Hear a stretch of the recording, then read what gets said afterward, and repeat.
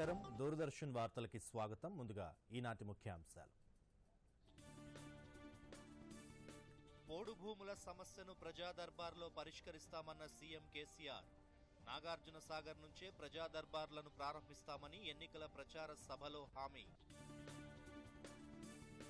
Corona చికిత్సకు అన్ని hospitals ను సిద్ధం చేసిన రాష్ట్ర ప్రభుత్వం 10 బెడ్స్ హాస్పిటల్స్ లో కూడా కోవిడ్ చికిత్స అందిస్తామన్న మంత్రి ఈటెల రాజేందర్ सीबीएसई 10వ తరగతి పరీక్షల రద్దు 12వ తరగతి పరీక్షలు వాయిదా 12వ తరగతి పరీక్షలపై జూన్లో సమీక్ష చేస్తామన్న కేంద్ర విద్యాశాఖ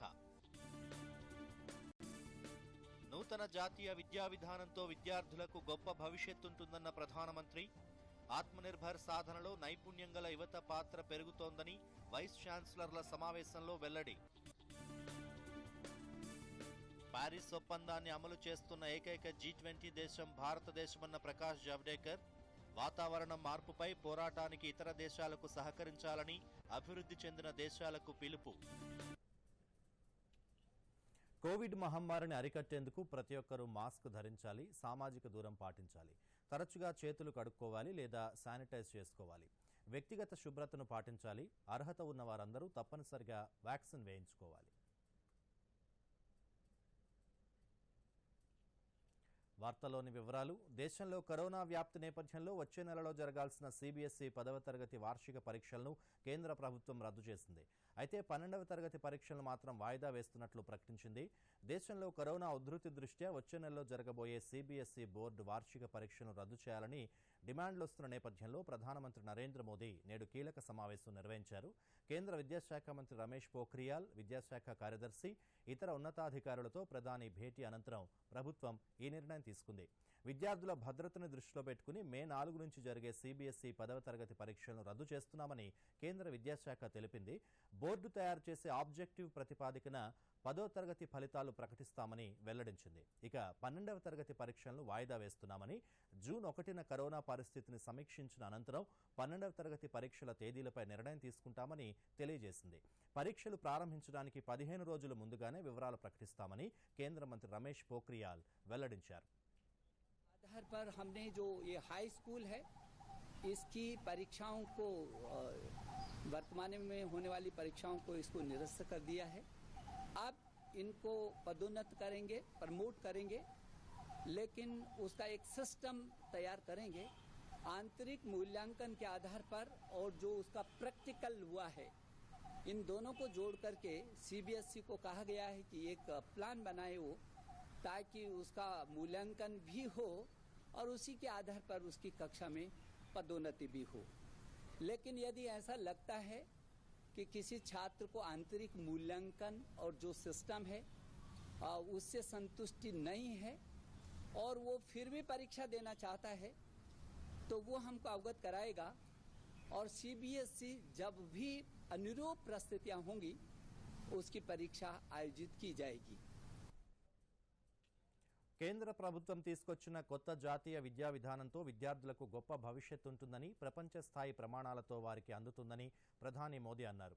అసోసియేషన్ ఆఫ్ ఇండియన్ యూనివర్సిటీస్ 95వ వార్షిక సమావేశం మరియు వైస్ ఛాన్సలర్ల జాతీయ సెమినార్లో వీడియో కాన్ఫరెన్స్ ద్వారా ప్రధాని ప్రసంగించారు. ఆత్మనిర్భర్ సాధనలో నైపుణ్యం గల యువత పాత్ర పెరుగుతోందని ఈ సందర్భంగా ప్రధాని తెలిపారు. స్వాతంత్ర్యానంతరం మన ప్రజాస్వామ్య విలువలన్నింటినీ ముందుకు తీసుకెళ్లడానికి బాబాసాహెబ్ అంబేద్కర్ బలమైన పునాది వేశారని మోదీ వ్యాఖ్యానించారు. ఈ సమావేశానికి కేంద్ర విద్యాశాఖ మంత్రి రమేష్ పోఖ్రియాల్, గుజరాత్ గవర్నర్ దేవరాత్, ముఖ్యమంత్రి విజయ్ రూపానీ హాజరయ్యారు.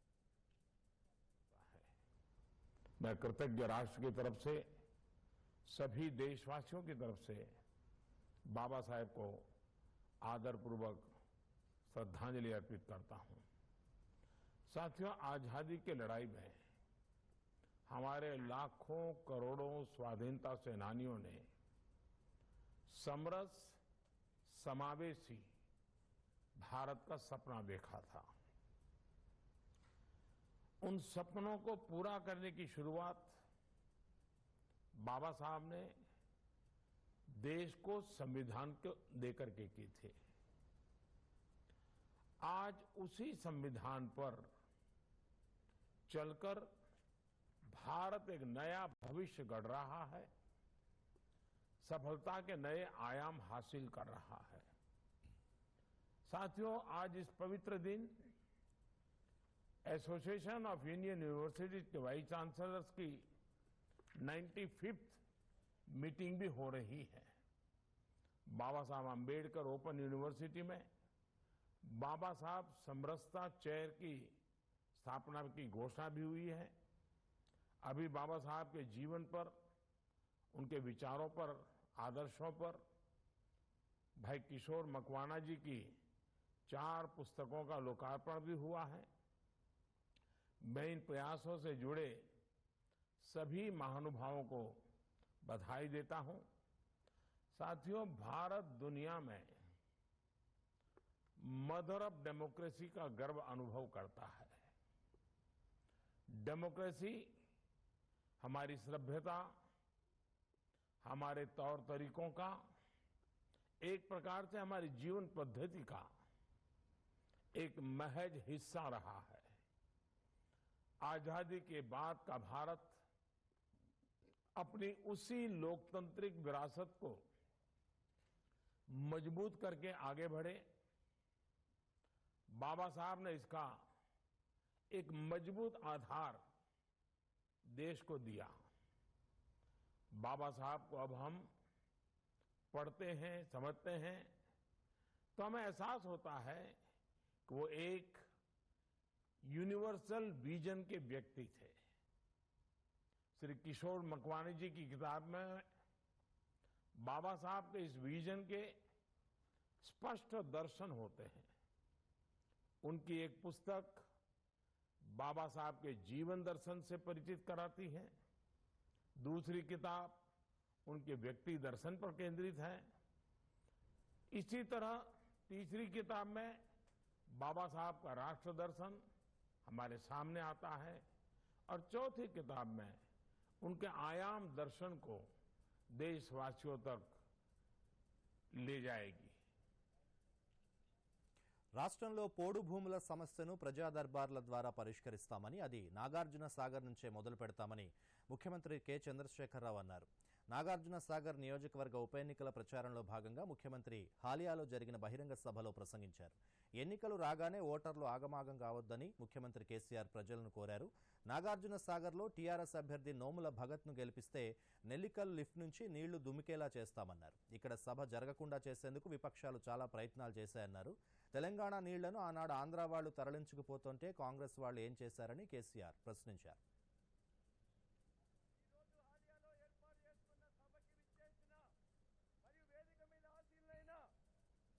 తెలంగాణ రాష్ట్ర మంత్రివర్యులు ఈరోజు ఈ సభ జరగకూడదని, మీరు నేను కలవకూడదని చెయ్యని ప్రయత్నం లేదు. ఇది ప్రజాస్వామ్యంలో పూర్తి స్థాయిలో తలా తోకలేని వ్యవహారం. ఎవరైనా సరే సభలు పెట్టుకొని ప్రజల్లోకి పోయి మంచి చెడ్డలని చెప్పి మమ్మల్ని సమర్థించమని అడుగుతారు. ఇది దేశ రాజకీయంలో ఉన్నది. ఈరోజు ప్రధానమంత్రి గారు, చాలామంది ముఖ్యమంత్రులు, మాజీ ముఖ్యమంత్రులు, కేంద్ర మంత్రులు ఇటీవల జరిగిన 5 రాష్ట్రాలలో విశేషంగా ప్రచారం చేస్తూ ఉన్నారు. ఈ కల్చర్ ఎక్కడ కూడా లేదు. కానీ ఇక్కడనే ఎందుకో ఎట్టి పరిస్థితులలో ఈ సభ జరగనియవద్దని చాలా ప్రయత్నం చేసినారు. ఉర్దూలో ఒక సామెత ఉంటుంది, ముద్దయి లాక్ బురా చాహే తో క్యా హోతా, వహీ హోతా హై జో మంజూరే ఖుదా హోతా హై. జరుగుతూ ఉంది. మీ అందరికి నేను ఒకటే మాట మనవి చేస్తా ఉన్నా. గతంలో నేను హాలియా సభకు వచ్చినప్పుడు కూడా మీకు చెప్పినాను, నేను చెప్పిందే మీరు వేదం అనుకునే అవసరం లేదు. మీ ఊళ్ళకి పోయిన తర్వాత గ్రామాల్లో చర్చ పెట్టండి, నిజాలు నీకు తెలుసండి, పరిణతితోని, ఆలోచనతోని మీ ఓటు ఇవ్వండి అని నేను చెప్పిన. ఆ రోజు కూడా సభలో మీరు చాలామంది ఉండుంటారు, ఈ రోజు కూడా ఉండుంటారు. నేను మళ్ళీ అదే మాట విజ్ఞప్తి చేస్తా ఉన్నా. ఎలక్షన్ రాగానే ఆగమాగం కావద్దు. ఎవరు చెప్పేది వాళ్ళు చెప్తారు, కానీ మన విచక్షణ వినియోగించాలి, నిజమేందో గమనించాలి. మంచి చేసే వాళ్ళని సమర్థిస్తే మనకు మంచి జరుగుతుంది. గాడిదలకు గడ్డేసి ఆవులకు పాలు వెండితే పాలు రావు. ముళ్ళ చెట్లు పెట్టి పండ్లు కాయనంటే ముళ్ళ చెట్లు పండ్లు కాయాయి. పండ్ల చెట్టు పెడితేనే పండ్లు కాస్తాయి. కాబట్టి దేన్ని పెట్టాలి, దేన్ని పెట్టద్దు, సేవ కోసం ఎవరిని నియోగించాలి నిర్ణయించాల్సింది మీరు. ఆ ప్రకారమే మీరు నిర్ణయం తీసుకోవాలని నేను కోరుతా ఉన్నా. వాస్తవాలన్నీ మీ కళ్ళ ముందు ఉన్నాయి. ఒక నెల నుంచి ఇక్కడ ప్రతి గ్రామంలో చర్చ జరుగుతూ ఉంది. చర్చలు తేలిపోయినాయి, మీకు అన్ని విషయాలు అర్థమైనాయి. అర్థం కాకుండా కొత్తగా ఏం లేదు. ఎవరు గెలిస్తే మంచిదో, ఎవరు గెలిస్తే ఈ నియోజకవర్గం అభివృద్ధి చెందుతుందో మీకు ఈ పాటికే ఒక అవగాహన వచ్చి ఉంటుంది. డెఫినెట్గా నా మిత్రుడు, నాకు కూడా దుఃఖం ఉంది, ఆయన్ని కోల్పోయినాను. నరసింహయ్య గారి కొడుకు, నరసింహయ్య గారి జీవితం అంతా కూడా లెఫ్ట్ రాజకీయాల్లో పనిచేసి, ప్రజా పోరాటాలలో పనిచేసి, అనేక ఉద్యమాలలో పనిచేసిన వ్యక్తి. అదే స్ఫూర్తితో మంచి విద్యావంతుడు, యువకుడు, మీకు తగు రీతిలో సేవ చేస్తారని నోముల భగత్ని ఇక్కడ అభ్యర్థికి పెట్టడం జరిగింది. అయితే ఇంతకుముందు రాజేశ్వర రెడ్డి గారు అభ్యర్థి భగత్ గారు మాట్లాడుతుండగానే సీటీలు చప్పట్లు చాలా వచ్చినాయి. భగత్ గాలి బాగానే ఉన్నదని నాకు అర్థమైంది.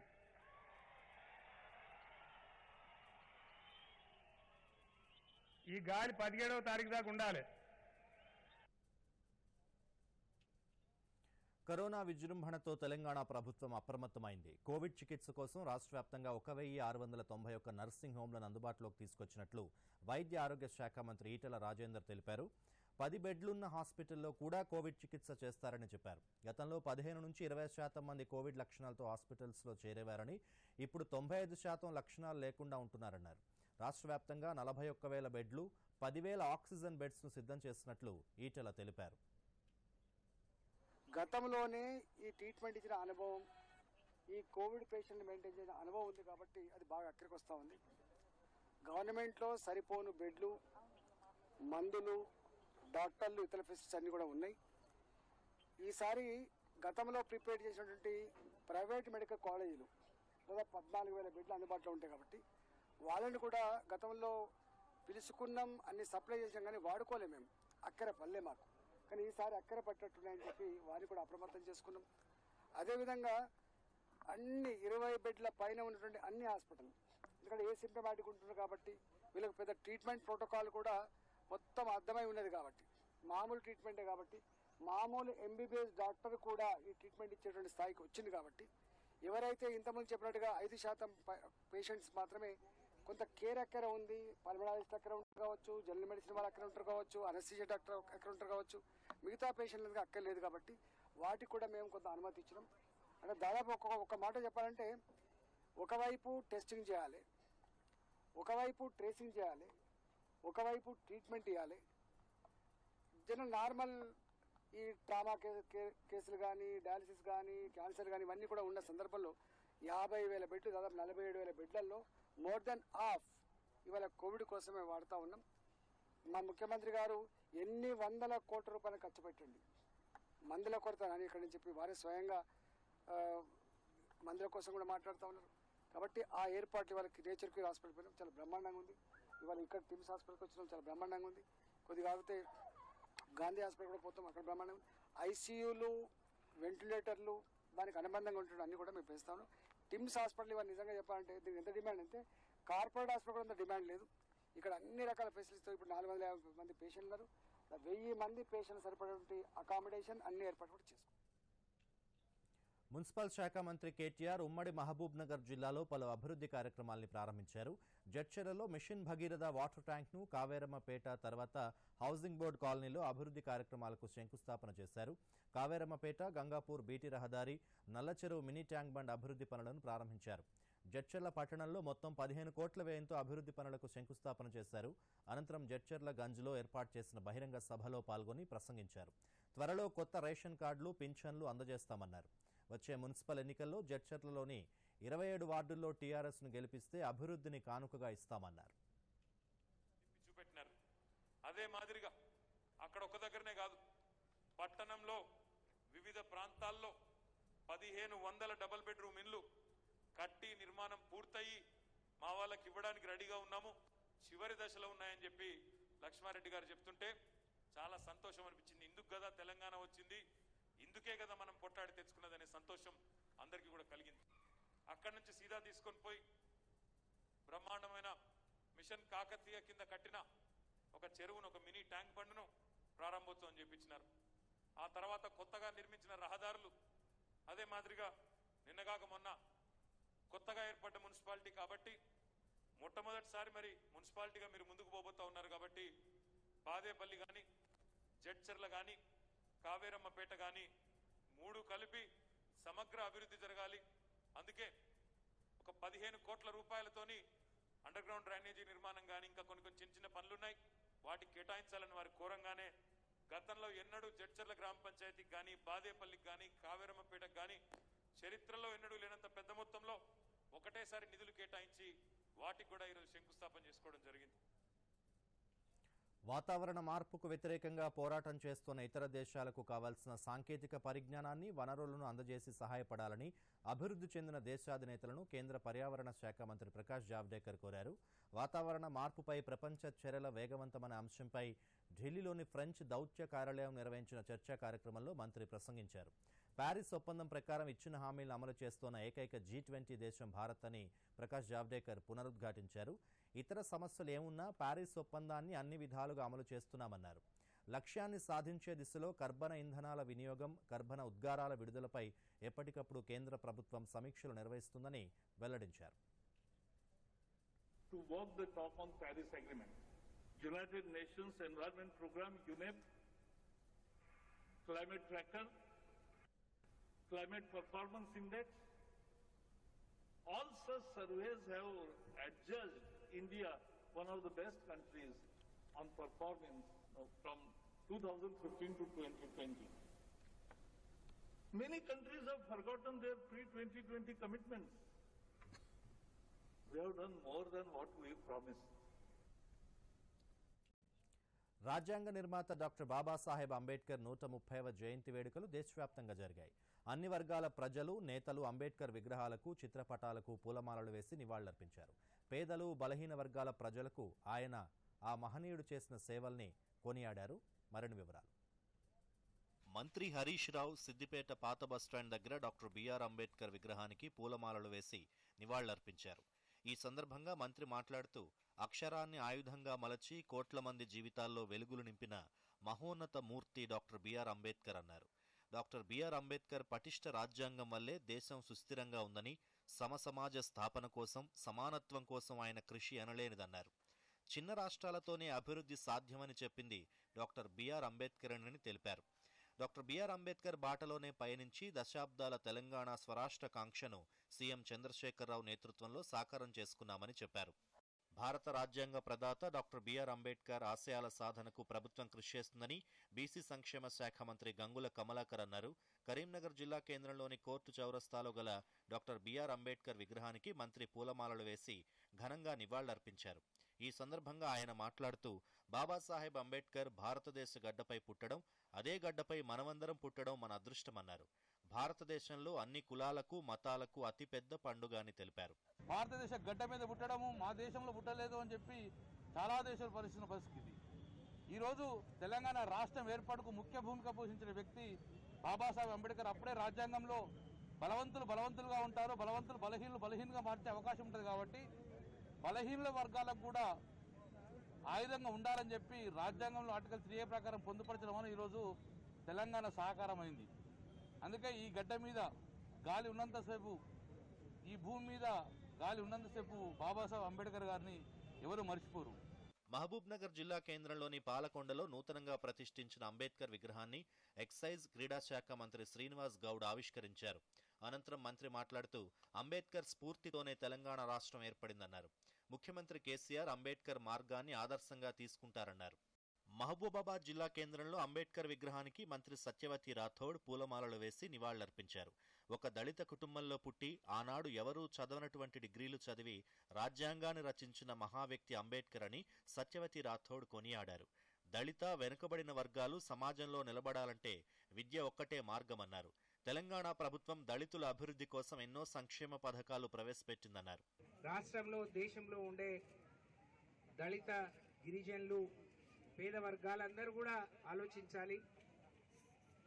ఆ రోజు ఈ దేశంలో ఎవరు మరి చదవనటువంటి అనేక డిగ్రీలను వారి విద్యాభ్యాసం చూసినప్పుడు ఆ రోజు ఆ ప్రభుత్వాలు వారికి రాజ్యాంగాన్ని రచించే అవకాశం ఇచ్చింది అంటే దానికి మూలం విద్య. వారి ఆదరించబడిన వర్గాలకు వృద్ధిలోకి రావాలి, సమాజంలో సగౌరవంగా నిలబడాలి అని అంటే విద్య ఒకటే మార్గంగా భావించి ఈరోజు తెలంగాణ రాష్ట్ర ప్రభుత్వం విద్యకు పెద్దపీట వేస్తుంది అని ఈ సందర్భంగా నేను గుర్తు చేస్తా ఉన్నాను. అందులో భాగంగానే 75 ఏళ్ళు తర్వాత 75 ఏళ్ళు ఎన్నైతే ఈ రాష్ట్రంలో గురుకులాలు కావచ్చు, లేకపోతే దళిత పేద గిరిజన బిడ్డలు చదువుకునే అవకాశం గురుకులాలు కావచ్చు, మిగతా పాఠశాలలు ఒకెత్తు అయితే 7 ఏళ్ల కేసీఆర్ గారి ప్రభుత్వంలో దానికి డబుల్ చేసుకొని రాజ్యాంగ నిర్మాత డాక్టర్ బిఆర్ అంబేద్కర్ జయంతి సందర్భంగా హన్మకొండలోని అంబేద్కర్ భవన్లో మంత్రి ఎర్రబెల్లి దయాకర్ రావు, ప్రభుత్వ చీఫ్ విప్ దాస్యం వినయ్ భాస్కర్లు దివ్యాంగులకు ల్యాప్టాప్లు, battery tricycles, smart phone hand sticks అందజేశారు. ముఖ్యమంత్రి కేసీఆర్ అంబేద్కర్ స్ఫూర్తితో పనిచేస్తున్నారని, దివ్యాంగులకు ఎప్పుడూ అండగా ఉంటారన్నారు. దళిత విద్యార్థుల కోసం ప్రభుత్వం ప్రత్యేక గురుకులాలను ఏర్పాటు చేసి నాణ్యమైన విద్యను అందిస్తోందని తెలిపారు. ఆ బాబాసాహెబ్ అంబేద్కర్ ఆ రాజ్యాంగం తయారు చేయబట్టే మనకు ఆ రిజర్వేషన్ రావటం వల్లనే ఇలా కేంద్రం దీన్ని తొక్కిపడి ఆ రిజర్వేషన్ ఇచ్చేయాలనే ప్రయత్నం చేస్తున్నదని ఈ సందర్భంగా బాధతో నేను వ్యక్తం చేస్తున్నాను. ఈ సందర్భంగా తెలియజేస్తున్నాను. కేసీఆర్ గారు పట్టుదలతో ఉన్నాడు, మీకు అన్ని తీర్లు అందియాలనే ఉద్దేశంతో ఉన్నాడు. ఇంకా రాని వాళ్ళు కొంతమంది ఉన్నారు, వాళ్ళందరికీ కూడా ఒక నెల రోజుల లోపల సర్టిఫికెట్ ఇప్పించి అందరికి కూడా పెన్షన్, దివ్యాంగులకు కావాల్సిన సౌకర్యాలన్నీ ఏర్పాటు చేస్తామని కూడా మొన్న బడ్జెట్ లో ముఖ్యమంత్రి గారు చెప్పారు. ఖమ్మం జిల్లా పరిషత్ సెంటర్లో 25 లక్షలతో నిర్మించిన 14 అడుగుల అంబేద్కర్ విగ్రహాన్ని రాష్ట్ర రవాణా శాఖ మంత్రి పువ్వాడ అజయ్ కుమార్ ఆవిష్కరించారు. ఇప్పటివరకు జెడ్పీ సెంటర్గా ఉన్న ఆ కూడలిని అంబేద్కర్ సెంటర్గా మార్చుతున్నట్లు ప్రకటించారు. అంబేద్కర్ 130వ జయంతి సందర్భంగా తాను ఈ విగ్రహాన్ని ఆవిష్కరించడం ఎంతో సంతోషంగా ఉందన్నారు మంత్రి అజయ్ కుమార్. బడుగు బలహీన వర్గాల యొక్క ఆశాజ్యోతి, మన స్ఫూర్తి ప్రదాత డాక్టర్ బాబాసాహెబ్ అంబేద్కర్ గారు ఖమ్మంలో నిలువెత్తు విగ్రహం ఉంచడం ద్వారా ఖమ్మంలో ఆయనకి ఘనమైన ప్రతిష్టను ఏర్పాటు చేయాలనేది మీ అందరి యొక్క ఆకాంక్షను నెరవేర్చాలని నా కోరిక ఎప్పటి నుండో, అది ఈ రోజు తీరినందుకు నేను చాలా సంతోషంగా ఉన్నా. నల్గొండలోని మర్రిగూడ బైపాస్ రోడ్డు దగ్గర గల అంబేద్కర్ విగ్రహానికి పీసీసీ అధ్యక్షుడు ఉత్తమ్ కుమార్ రెడ్డి, ఏఐసీసీ రాష్ట్ర ఇన్ఛార్జ్ మాణికం ఠాకూర్ పూలమాల వేసి నివాళులర్పించారు. ఆదిలాబాద్ జిల్లా కేంద్రంలో స్థానిక ఎంపీ స్వయం బాపురావు అంబేద్కర్ విగ్రహానికి పూలమాల వేసి నివాళులర్పించారు. ఆ మహానేత నుంచి మనమందరం స్ఫూర్తి పొందాలని అన్నారు. నేను బాబాసాహెబ్ అంబేద్కర్ గారి 130 జయంతి సందర్భంగా ప్రతి ఒక్కరికి విజ్ఞప్తి చేసేది ఏంటంటే, మీరు ఎవరైనా చదువుకున్న వాళ్ళు ఉంటే ఆ చదువు కోసం బీద విద్యార్థులు ఎవరైతే ఉన్నారో వాళ్ళందరికీ కూడా సహాయం చేయడానికి ముందుకు రావాలి. ముందుకు వచ్చినప్పుడే బాబాసాహెబ్ అనుకున్న ఏదైతే ఆయన అనుకున్నాడో అది సాధ్యమవుతుంది. Bureau report, Doordarshan news. Doctor BR Ambedkar 130వ జయంతి ఉత్సవాలు హైదరాబాద్లోని దూరదర్శన్ కార్యాలయంలో ఘనంగా జరిగాయి. ఈ సందర్భంగా సంస్థ ఉద్యోగులు, అధికారులు అంబేద్కర్ చిత్రపటానికి పూలమాలలు వేసి ఘనంగా నివాళులర్పించారు. ఈ కార్యక్రమంలో deputy director general engineering and head of office TS Ramakrishna, head of news deputy director A Surekha, head of programmes Baburao తదితరులు పాల్గొన్నారు. ఈ సందర్భంగా రాజ్యాంగ నిర్మాత బాబాసాహెబ్ అంబేద్కర్ దేశానికి చేసిన సేవలను గుర్తు చేసుకున్నారు. భారత భారతరత్న బాబాసాహెబ్ అంబేద్కర్ పుట్టినరోజు సందర్భంగా మనందరం ఇక్కడ కలిసాము. అఫ్కోర్స్ ఇది మనం ఎవ్రీ ఇయర్ కలుస్తూనే ఉంటాము. ఒక మనిషి ఆయన పోయిన తర్వాత 65 ఏళ్ళ తర్వాత కూడా మనం ఒక మనిషిని మనం యాక్చువల్లీ గుర్తుంచుకుని మనందరం కలిసి ఆయన గురించి మనం మాట్లాడుకుంటున్నామంటే కనుక ఆయన చేసిన పనులు, ఆయన ఐడియాలజీ, ఆయన ఐడియల్స్ ఎంత గట్టివో అవి ఇప్పటి వరకు ఇంకా ఫ్యూచర్ తరాలకు కూడా అవి ఎంత రెలవెంటో మనకి తెలుస్తుంది. చాలామంది స్ట్రగుల్ అయి ఉంటారు చాలా జీవితంలో, చాలా చదువుకుని కూడా ఉంటారు. కానీ వాళ్ళందరినీ మనం గుర్తుంచుకోవట్లేదు.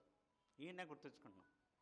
ఎందుకు గుర్తుంచుకుంటున్నాం అంటే ఆయన ఐడియాలజీ, ఆయన ఐడియల్స్, ఆయన ఫామ్గా అవన్నీ చాలా ఫ్యూచరిస్టిక్గా ఉన్నాయి, జనాలందరికీ ఉపయోగపడేలా ఉన్నాయి. And then he stood for that. B R Ambedkar యాక్చువల్గాను ఒక గొప్ప మేధావి. ఆయన సోషల్ రిఫార్మరు, ఎకనామిస్టు, అలాగే ఒక పొలిటీషియన్.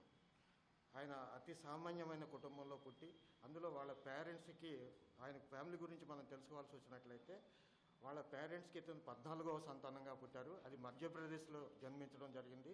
1891లో మధ్యప్రదేశ్లో పుట్టారు.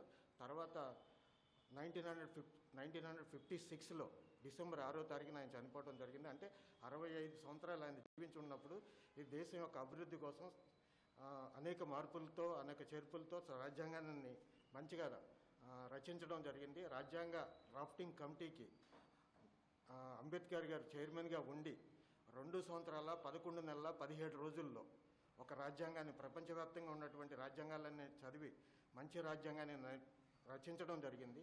ఆ రచించినటువంటి రాజ్యాంగాన్ని 1950 జనవరి 26న మన ప్రభుత్వం ఆమోదించి అమల్లోకి తీసుకురావడం జరిగింది. నాకు లాస్ట్ వర్కింగ్ డే డిడిజీ ఒక చాలా మంచి మాట చెప్పారు. మనము మహాత్మా గాంధీ అక్టోబర్ 2 సెలబ్రేట్ చేసుకుంటాము, Sardar Vallabhbhai Patel birth anniversary celebrate చేసుకుంటాము, అంబేద్కర్ బర్త్ యానివర్సరీ సెలబ్రేట్ చేసుకుంటాము, ఇంకా చాలా స్టేట్స్మెన్ బర్త్ యానివర్సరీస్ మనం సెలబ్రేట్ చేసుకుంటాము. ఫోటో పెడతాము, దండేస్తాము, దీపం వెలిగిస్తాము, అందరం మాట్లాడతాము, అందరూ తలుచుకుంటారు ఆయన్ని. కానీ అది ఏప్రిల్ 14కే రెలిగేట్ అవ్వకుండా వాళ్ళ ఐడియాలజీ ఏంటి, వాళ్ళు దేశానికి, వరల్డ్కి ఏం ఐడియాలజీ ఇచ్చి వెళ్ళారు, ఏ ఐడియాలజీకి అయితే వాళ్ళు వరల్డ్ ఫేమస్ అయ్యారో ఆ ఐడియాలజీని ఒక్క రోజైనా మనం ఫాలో చేస్తున్నామా లేదా? See what a wonderful thought this is. I was very it is so true. మనం వచ్చి మాట్లాడేసి దండేసి వెళ్ళిపోతే కాదు. మహాత్మా గాంధీ ఐడియాలజీ ఏంటి, సర్దార్ వల్లభాయ్ పటేల్ ఐడియాలజీ ఏంటి, ఐరన్ మ్యాన్ అన్నారు ఆయన్ని. Doctor BR Ambedkar, Baba Saheb, he was called Baba Saheb because ఆయన సోషల్ రిఫార్మర్, డిప్రెస్డ్ క్లాసెస్ కోసం and equality, and he fought against injustice, inequality and discrimination.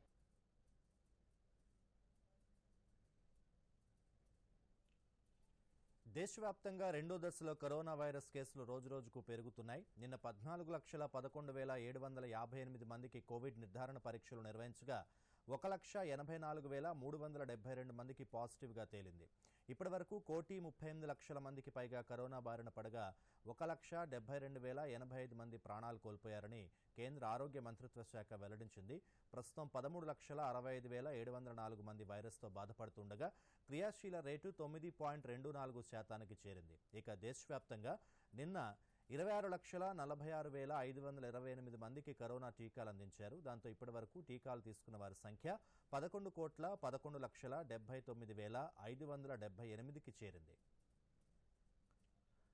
ఇటు రాష్ట్రంలో కరోనా కేసులు కాస్త తగ్గుముఖం పట్టాయి. నిన్న రాత్రి 8 గంటల వరకు 72,364 మందికి కరోనా నిర్ధారణ పరీక్షలు నిర్వహించగా కొత్తగా 2,157 పాజిటివ్ కేసులు నమోదయ్యాయి. అంతకుముందు రోజు వీటి సంఖ్య 3,052గా నమోదైంది. ఈ మేరకు వైద్య ఆరోగ్య శాఖ ఈరోజు బులెటిన్ విడుదల చేసింది. రాష్ట్రంలో నిన్న కరోనాతో 8 మంది చనిపోయారు. రాష్ట్రంలో ఇప్పటి వరకు కోలుకున్న వారి సంఖ్య 3,07,499కి చేరింది. ప్రస్తుతం 25,459 యాక్టివ్ కేసులున్నాయని, వారిలో 16,892 మంది హోమ్ ఐసోలేషన్లో చికిత్స పొందుతున్నారని వైద్య ఆరోగ్య శాఖ తెలిపింది. జీహెచ్ఎంసీ పరిధిలో 361 కేసులు నమోదయ్యాయి. ఉపరితల ద్రోణి ప్రభావంతో తెలంగాణలో మరో 5 రోజుల పాటు వర్షాలు కురిసే అవకాశం ఉన్నట్లు వాతావరణ శాఖ తెలిపింది. ఈ వర్షాల ప్రభావంతో రాష్ట్రంలో ఎండల తీవ్రత స్వల్పంగా తగ్గింది. మరోవైపు ఈ ఏడాది దేశంలో సాధారణ వర్షపాతం ఉంటుందని ప్రైవేట్ వాతావరణ పరిశోధన సంస్థ స్కైమెట్ వెల్లడించింది. రుతుపవన కాలమైన జూన్ నుంచి సెప్టెంబర్ మధ్య దీర్ఘకాలిక సగటు వర్షపాతం 103% అని ఆ సంస్థ తెలిపింది. గత 2 ఏళ్లలో సాధారణం కంటే ఎక్కువ వర్షపాతం నమోదైన నేపథ్యంలో వరుసగా 3వ సంవత్సరంలోనూ మంచి రుతుపవన కాలం ఉంటుందని స్కైమేట్ తెలిపింది.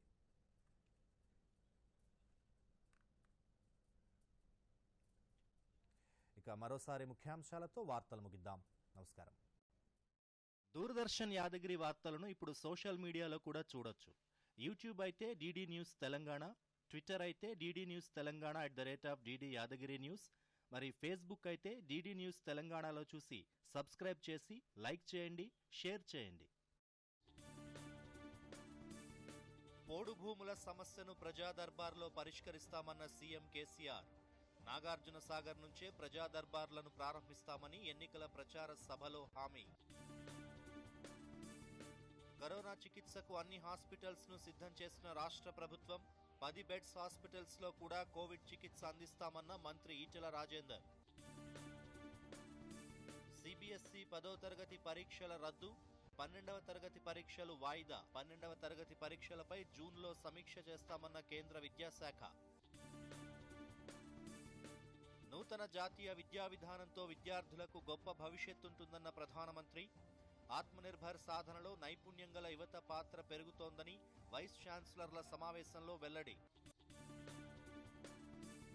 పారిస్ ఒప్పందాన్ని అమలు చేస్తున్న ఏకైక G20 దేశం భారతదేశమన్న ప్రకాష్ జావడేకర్. వాతావరణం మార్పుపై పోరాటానికి ఇతర దేశాలకు సహకరించాలని అభివృద్ధి చెందిన దేశాలకు పిలుపు.